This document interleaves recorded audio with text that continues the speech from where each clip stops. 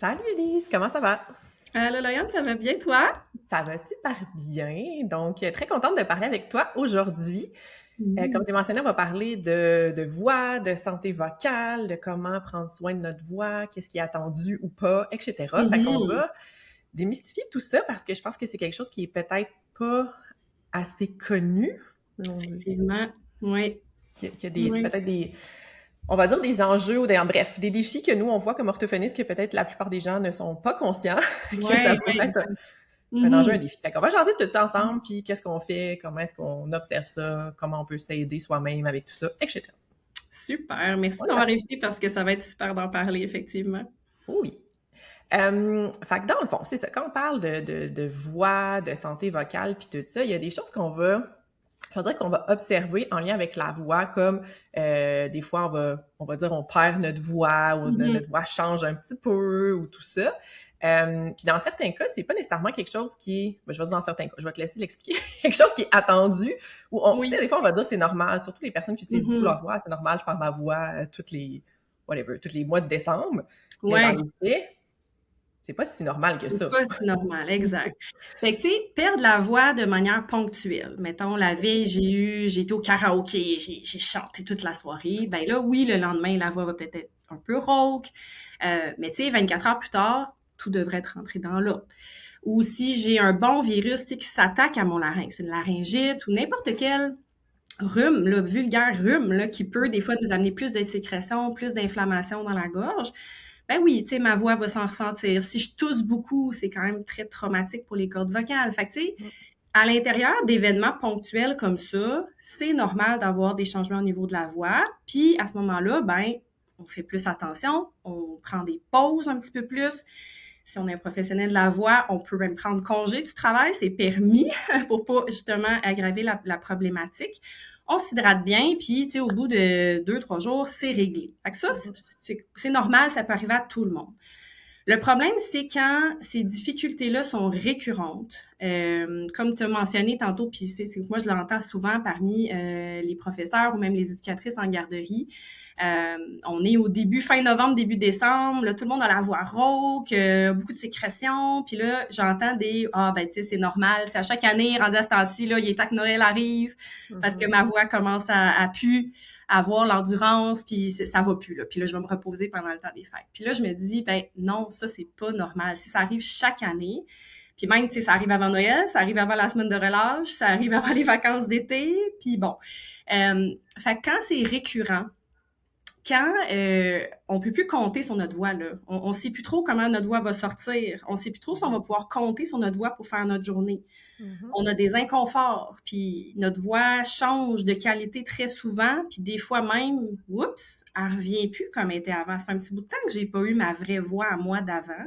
Mhm. Là, ça, c'est pas normal. Puis on devrait pas se dire, tu sais, oui, quand on a un professionnel de la voix, c'est-à-dire qu'on utilise notre voix très souvent au travail, on est plus à risque, ça, c'est sûr. Mhm. Mais c'est pas parce qu'on est plus à risque qu'on devrait se dire ah c'est normal d'avoir un problème de voix ou une blessure à la voix. Tu sais moi souvent je fais le comparatif avec un athlète. Mettons un athlète de course là, qui fait des marathons, des ultramarathons. Bon, ben s'il y a un petit inconfort au genou, c'est Mhm. sûr qu'il est plus à risque d'avoir un inconfort au genou. On s'entend tous là-dessus. Mais à partir du moment où il y a un inconfort au genou, il va pas se dire c'est normal, c'est pas grave. Non, il va aller chercher toute une équipe pour gérer ça. Il va se dire, je ne peux pas laisser ça aller. J'ai besoin de mon genou pour performer, pour faire mes compétitions.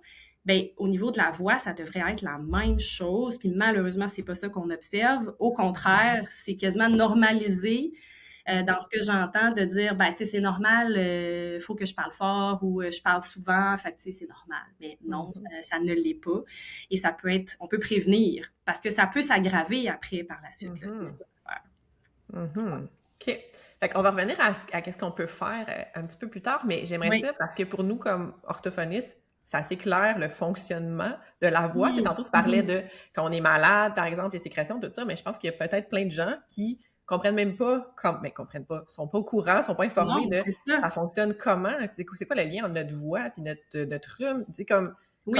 Comment ça marche concrètement, là? Ben exact, puis c'est vrai que les gens en général ne le savent pas parce que de notre naissance, tout au cours de notre vie, on a produit notre voix, puis ça a juste Mhm. sorti tout seul, tu sais, Mhm. on n'a pas appris, on n'avait pas un manuel d'instruction. Mais c'est intéressant, oui, de comprendre comment ça fonctionne.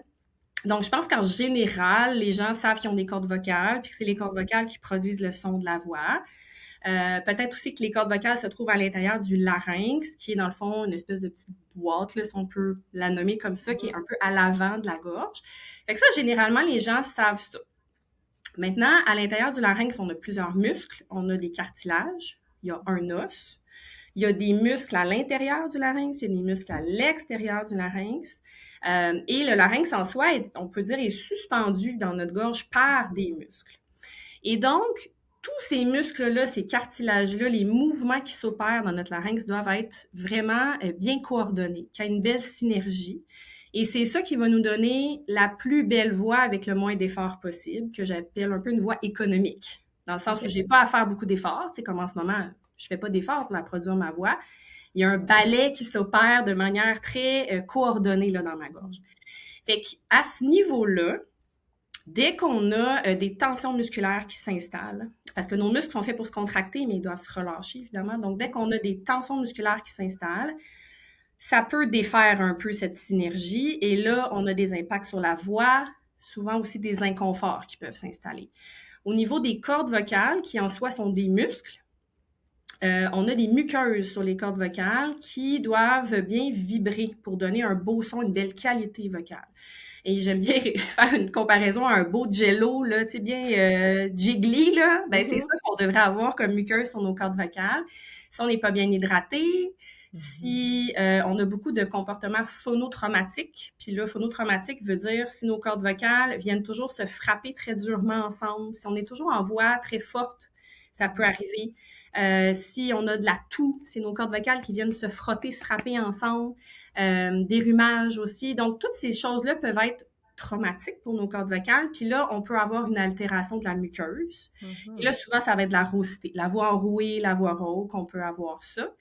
Et si on va plus loin, ben, on peut développer ce qu'on appelle des nodules, des lésions sur nos cordes vocales qui sont un petit peu de la corne, un peu comme si on développait de la corne sur nos cordes vocales. Puis là, ben, c'est sûr que notre muqueuse, à ce moment-là, elle vibre plus aussi bien, nos cordes vocales sont alourdies. Bref, ça, c'est l'appareil où je pense les gens vont beaucoup plus penser à ça. Puis Mhm. c'est un peu tous les éléments qui s'y retrouvent, puis ce qui peut avoir un impact. Maintenant, au-delà de ça, il y a 3 sous-systèmes à la voix. Fait que ça, c'en est un, le système Ouais. phonatoire, donc la phonation étant la production de la voix. Mais sous ça, on a tout le système respiratoire qui va avoir un impact sur notre voix. Mhm. Donc, dès qu'on a, tu sais, par exemple, on s'est fêlé une côte, on n'est plus capable de respirer parce que ça nous fait mal, Mhm. automatiquement, notre voix, tout à coup, elle sonne pas de la même manière. Parce Mhm. que le flot d'air peut être différent. Euh, et donc, qu'il y ait trop d'air, pas assez d'air, un flot d'air inconstant peut venir affecter notre voix. Donc, ça, c'est sûr qu'on regarde ça aussi. Parce que, Puis, juste peut-être, là, c'est l'air qui va faire vibrer oui, les cordes vocales. Fait que ça, c'est exact, important de oui, comprendre un peu effectivement. l'air qui passe.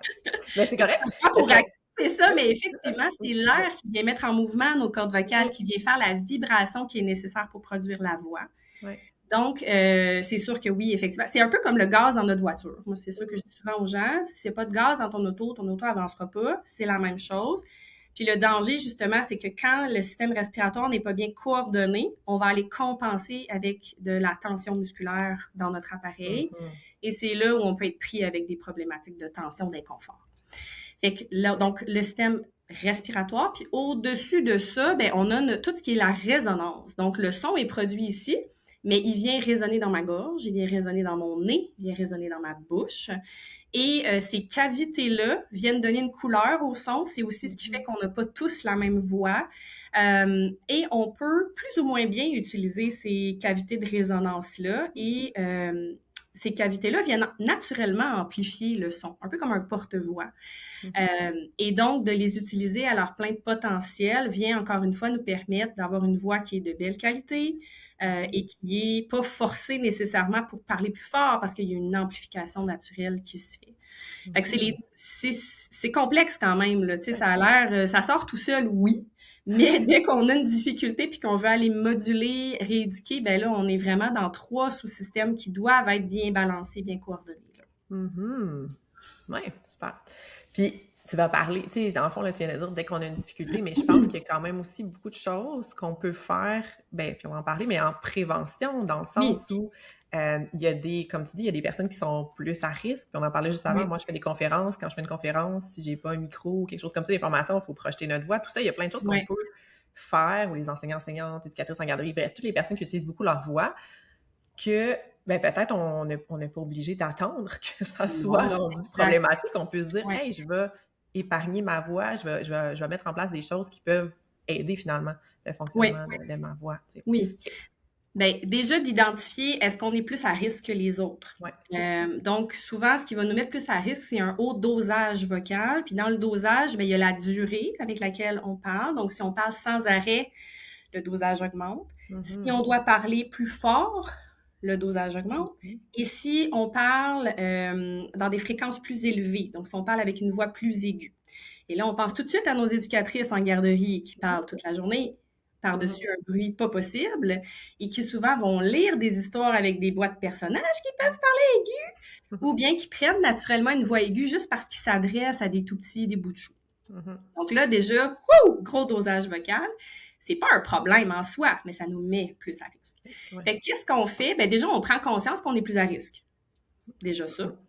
Ensuite, ce qui nous protège beaucoup, tu sais, nos muqueuses sur les cordes vocales vont être bien protégées, moins à risque de développer des lésions si on est bien hydraté. Fait que ça a l'air nono comme recommandation. Puis on dirait que peut-être c'est la base, mais il faut être bien hydraté là, quand on parle beaucoup. Puis par bien hydraté, on veut dire avoir une bouteille à portée de la main tout le temps dans notre classe ou dans notre lieu de travail, dans notre auto, quand on va magasiner tout le temps, pour pas se ramasser, ben là, ça fait 3 heures que je magasine dans un environnement sec, là, puis j'ai soif, là, tu sais. Alors, Mhm. j'ai ma bouteille, je prends des petites gorgées d'eau, puis c'est ça, c'est des petites gorgées d'eau constantes. C'est pas je cale ma bouteille d'eau en fin de journée parce que je suis en retard, là, tu sais. Mhm. Petite gorgée d'eau toute la journée, puis la recommandation, mettons, moyenne, c'est 1,5 à 2 litres. Mhm. Euh, Puis évidemment, je mentionne l'eau, mais tout compte là, dans les liquides, la Ouais. soupe, les jus, etc. Bon, fait que d'être bien hydraté. Euh, je reviens aussi, tantôt j'ai pas mentionné, mais tu sais, nos éducatrices en garderie aussi, bon, le dosage vocal nous met plus à risque, mais simplement le fait d'être une femme aussi nous met plus à risque. OK. Parce que justement, on a une fréquence fondamentale plus élevée, on parle un petit peu plus aigu, donc nos cordes vocales ont plus tendance à travailler en masse fine. Mhm. Donc, ça les fragilise, là, juste le fait d'être une femme. Puis il y a d'autres OK. éléments aussi hormonaux, parfois, des choses comme ça. Fait que si je suis une professionnelle de la voix, je suis une femme, je suis plus à risque, c'est sûr. Fait qu'on s'hydrate bien. Prendre conscience de notre utilisation vocale aussi, tu sais, parce que Mhm. là, je reprends un exemple de une éducatrice en garderie qui parle toute la journée. Bon, professionnelle de la voix. Après ça, comment, qu'est-ce que je fais d'autre avec ma voix dans ma vie? Est-ce Mhm. que dès que j'embarque dans mon auto, je passe des appels? Est-ce que dès que je rentre chez nous, je mets de la musique, je chante par-dessus la musique? Est-ce que je fais du théâtre ou de l'improvisation 3, 4 soirs semaine? Euh, Prendre conscience, c'est où ma pause? Et où ma pause vocale? Tu sais, dans ma vie en général. Là. Je reviens à mon athlète. Mon athlète qui fait la course, des marathons, etc., il est bien entraîné. Déjà, il y a un super bon entraînement. Mais il y a des récupérations prévues là, dans son horaire, là. C'est sûr. Là. Fait que c'est la même chose pour la voix. À un moment donné, il faut donner une chance à la voix du système, dans le fond, de se refroidir. Là. Fait que, puis des fois, on s'en rend pas compte à quel point il n'y en a jamais de pause. Fait que de prendre conscience, est-ce qu'on a un taux de loquacité élevé? Moi, souvent, je demande à mes clients, à quel point vous aimez ça parler? Tu sais, puis sans surprise, ils cotent souvent très élevé, là, mes clients, tu sais. Ouais. Fait que c'est de prendre conscience, puis après ça, de dire, OK, ben là-dedans, faut que je prenne des pauses. Mhm. Quand on utilise toujours notre voix là, sans arrêt, on pense à 10 minutes par heure là, de pause vocale. Fait que c'est où je les mets mes pauses. Puis c'est où que je coupe peut-être là, pour me donner une chance. Mhm. Fait que ça, c'est juste des prises de conscience, mais ça peut faire une grande différence. Puis, réchauffer notre voix. Donc, quand on sait qu'on va avoir une grosse journée, qu'on va être en dosage vocal élevé, réchauffer notre voix, c'est vraiment quelque chose qui peut nous prévenir des problématiques dans la journée. Donc, par réchauffement, je vais vous donner 2 exemples d'exercices qu'on peut faire facilement. On va venir mettre en mouvement les fluides, le sang à l'intérieur de notre appareil. Il va être carrément réchauffé. Moi, en tout cas, quand je le fais, je sens une légère chaleur après. Tu sais, je sens que c'est vraiment un réchauffement. Puis, ces mêmes exercices-là peuvent être utilisés aussi pour une espèce de refroidissement, cool down en anglais, c'est plus joli. Si vraiment on veut éviter d'amener toute peut-être la surtension ou c'est ça, l'impact d'avoir eu une grosse journée vocale sur notre journée suivante, là. Fait que les mêmes exercices peuvent être utilisés pour refroidir notre système. Fait que, admettons, on est dans l'auto, on s'en va au travail, faire des... Donc, faire vibrer les lèvres avec un son va venir tranquillement mettre en mouvement nos cordes vocales. Le fait qu'on a les lèvres qui vibrent amène une pression négative à nos cordes vocales d'air, là, disons. En fait, pas négative, positive, ce qui fait qu'il y a un flot d'air par en dessous, flot d'air par le dessus, puis ça vibre tout doucement. Fait que ça, c'est facile à faire dans notre voiture. Sinon, avec une paille, donc une paille McDo, peu importe, là, pas trop gros calibre, mais un plus petit calibre, puis faire des sons dans notre paille. Puis on peut même aller jouer avec des juste tranquillement pour venir bouger, étirer, contracter nos cordes vocales. On répète ça une couple de fois, puis voilà, notre voix est réchauffée. Fait que ça, c'est tous les profs qui nous entendent aujourd'hui, toutes les éducatrices qui nous écoutent aujourd'hui, pour ne nommer qu'elles. Faites ça dans votre auto en allant travailler. Vous allez peut-être voir une différence sur votre endurance au cours de la journée. C'est sûr que c'est pas miraculeux pour tout puis tout régler, mais ça peut nous prévenir là, des difficultés. Là, ouais.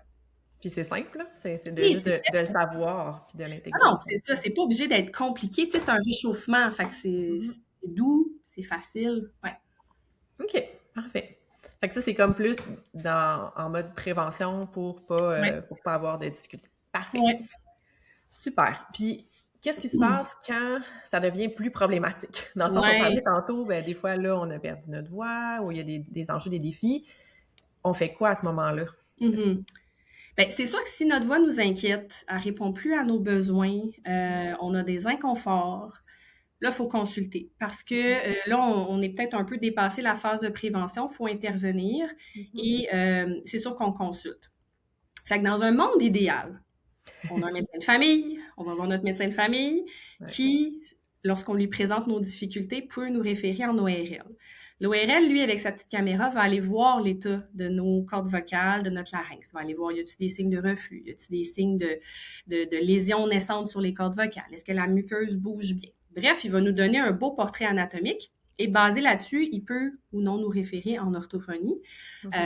Et donc, à partir de ce moment-là, en orthophonie, qu'est-ce qu'on fait? On commence par bien comprendre c'est quoi les besoins vocaux de cette personne-là, c'est quoi les impacts, c'est quoi qui est important pour elle de récupérer comme capacité. On va évidemment bien évaluer comment la personne produit sa voix et donc en évaluant comment elle le produit au niveau plus perceptuel, les symptômes qu'elle nous apporte, puis des données aussi qu'on va aller chercher plus acoustiques dans la voix. Ça nous donne une bonne idée de comment la personne synchronise ces 3 systèmes. Et c'est ça, on n'a jamais appris comment le faire, ça a toujours bien été. Puis des fois, on avait peut-être des mauvaises habitudes qui nous ont pas amené de problématiques, mais à un moment donné, il y a comme une goutte qui fait déborder le vase, tu sais. Un virus de trop, une soirée très vocale de trop, alors qu'on était déjà très, très à la limite supérieure.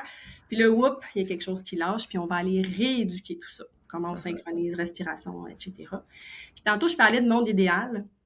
Malheureusement, au Québec, on n'est pas dans un monde idéal. Il y a plein de gens qui n'ont pas de médecin de famille. Fait que juste d'avoir accès à un médecin de famille, avoir un médecin, consulter un médecin, c'est pas facile. Après ça, on a beau être référent en ORL, des fois, ça peut prendre 1 an, 2 ans, 3 ans avant d'être vu. Et c'est là où ça peut pas fonctionner d'attendre de voir l'ORL. Parce qu'en attendant, notre problématique peut s'aggraver. On peut finir par être en arrêt de travail si notre voix devient plus problématique.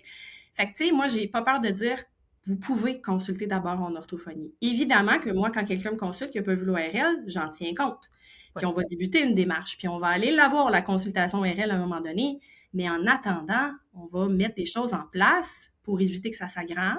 Mhm. On peut faire des essais. Il y a des choses qui, naturellement, vont nous amener des meilleures qualités, diminuer le handicap qu'on vit avec tout ça. Mhm. Puis après ça, bien, on complétera le puzzle avec ce que l'ORL nous amène comme information, mais en attendant, il faut agir. Fait que, tu sais, Mhm. consulter peut aussi vouloir dire aller directement cogner à la porte d'une orthophoniste. Ça aussi. Mhm. Ouais. Oui, puis aller cogner à la porte. Moi, j'ai une petite parenthèse, une orthophoniste qui est spécialisée en voix, parce que c'est pas tout le monde. Si vous venez cogner à ma Oui, porte à moi, je peux pas vous aider. oui, oui. Fait qu'il y a un peu de ça aussi, fait que d'aller voir, puis les orthophonistes vont vous le dire évidemment, là, mais c'est quand même une spécialité en orthophonie, là, Oui, oui, travailler oui. en voix. C'est pas tous les orthophonistes Non. qui se spécialisent dans ce domaine-là, puis au besoin, ils vont juste vous référer vers quelqu'un Oui, qui est oui, professionnel, exact, qui peut vous exact. accompagner. Oui, oui. Euh, par rapport à ça. OK, super. Excellent. Donc ça, puis en fait, si, ben, est-ce qu'il existe comme, mettons, une personne se dit, ah, peut-être que j'ai des points d'interrogation, j'aimerais ça peut-être en savoir plus, m'outiller, lire, quelque chose comme ça. Est-ce qu'il y a des choses qui existent? Est-ce qu'on peut aller... Oui. Oui, certainement. En fait, ma collègue Anne-Marie Vachon, puis la chercheure Ingrid Verduc, qui ont fait 2 saisons de balado qui s'adressent vraiment aux professionnels de la voix, où on peut en apprendre de plein de choses au niveau de la voix. Fait que ça, c'est super intéressant. Ça s'écoute un peu n'importe où. Donc, je sais que c'est disponible la saison 1 est disponible sur toutes les plateformes. La saison 2, je crois qu'elle est juste sur Spotify. Mais c'est le balado voix, si je ne l'ai pas encore dit, parce que je pense que je ne l'ai pas encore dit. Oui, non. Ça s'appelle le balado voix, puis il y a 2 saisons. Fait que ça, vraiment, un must pour les professionnels de la voix. Moi, je tente d'écrire des articles pour justement transmettre le plus possible d'informations sur plein de sujets sur la voix. Fait que c'est possible de me suivre sur Facebook, Orthophonie Vocaliste. Puis j'essaie de couvrir, c'est ça, plein de choses, de répondre à des questions que les gens peuvent avoir par rapport à leur voix. Sous peu, je vais aussi développer une formation vraiment très complète sur la prévention des difficultés vocales chez les professionnels de la voix, où on va justement tout voir puis tout comprendre sur notre appareil, comment en prendre soin, qu'est-ce qui a un impact positif, qu'est-ce qui a un impact négatif, vraiment de manière globale. Fait que ça, c'est à venir, mais quand ce sera disponible, c'est sûr que pour les gens qui s'inquiètent de développer des difficultés dans le futur, parce qu'ils savent maintenant, s'ils nous ont écoutés, qu'ils sont plus à risque, ben ça, ce sera une super ressource, là. Puis sinon, ben c'est ça, comme tu l'as dit tantôt, si on a besoin d'une rééducation, là, que vraiment rien ne va plus, ben là, c'est de consulter. Puis on peut trouver, évidemment, moi, je suis disponible, là, je fais des suivis pour tout le monde partout au Québec. Fait que ça peut être possible de me contacter. Là, j'ai pas de liste d'attente non plus. Fait que ça, ou sur le site de l'Ordre des orthophonistes audiologistes, on peut indiquer, tu sais, troubles de la voix, comme tu as dit, pour trouver quelqu'un qui est spécialisé dans ce domaine-là. Puis essayer de trouver une orthophoniste qui peut nous aider, là.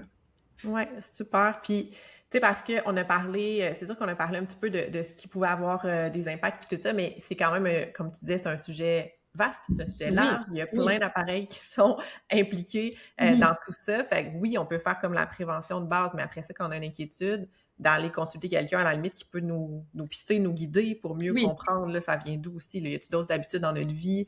On n'est pas allé là-dedans, mais il y a peut-être d'autres habitudes dans notre vie qu'on ne sait même pas que ça a un impact sur notre voix. C'est ça. Là, dans la consultation, l'idée, c'est ça, c'est d'aller directement vers, ben, moi, comme personne qui utilise ma voix, qu'est-ce que je fais, qu'est-ce qui est présent là-dedans où il faut aller faire un peu de ménage. Fait qu'effectivement, ça va être des recommandations très personnalisées. Ça va être moins du essai-erreur, de tout essayer, mais au final, que la chose qui aura peut-être le plus d'impact, ben, oups, on l'a pas vu passer parce qu'on essaie de se débrouiller seul. Fait que, tu sais, c'est sûr que de consulter, ça vient nous aider à aller vraiment directement agir sur les éléments qui sont les plus saillants, importants. Là. Puis idéalement avant que ça, je veux dire que ça dégénère, là, en gros guillemets, mais que le problème s'empire, puis que là, on ait vraiment des lésions, des choses comme ça sur nos c'est ça. Vocales, puis malheureusement, tu sais, c'est ça, c'est qu'actuellement, dans la façon qu'on fonctionne, les gens qui nous sont référés, ben, il est souvent trop tard pour prévenir. Ils sont déjà... Puis des fois, ils ont attendu longtemps. Fait que là, ils développent des surcompensations. Fait qu'on avait une problématique de départ. Puis là, ben 2-3 ans plus tard, ben là, on rajoute de la tension musculaire parce que ça fait 3 ans que la personne a un trouble de voix. C'est encore plus difficile à rééduquer, tu sais. Fait que vraiment, moi, si j'ai un rêve pour la pratique en voix de l'orthophonie au Québec, c'est qu'il y ait plus de prévention vraiment, puis que les gens ne se ramassent pas dans ces situations-là où, là, on doit rééduquer, c'est ardu, on doit mettre de côté le travail pour un certain temps. J'ai plein de clients qui remettent en question leur carrière parce qu'ils disent, ben écoute, là, c'est tellement difficile, puis oui, tu sais, des lésions sur les cordes vocales, ça peut être chronique. Mhm. Là, ben, il faut vivre avec ça. Fait que c'est vraiment pas évident. Il est jamais trop tard pour consulter, mais idéalement, on prévient. Mhm. On évite de développer ces difficultés-là, ouais. 100%.